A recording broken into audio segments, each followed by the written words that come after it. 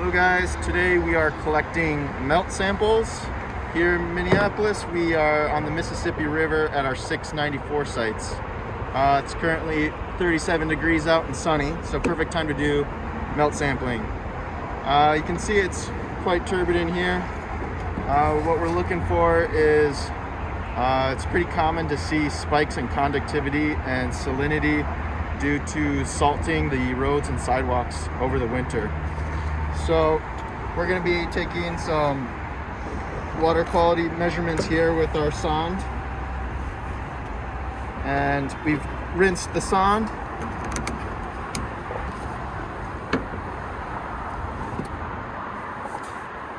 Stick the probe in,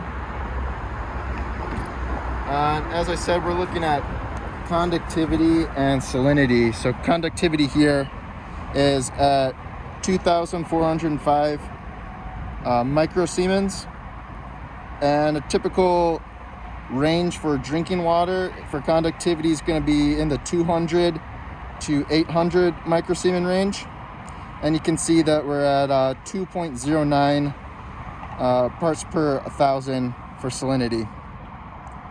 And we're going to go ahead and log that sample, and that's it. Thank you.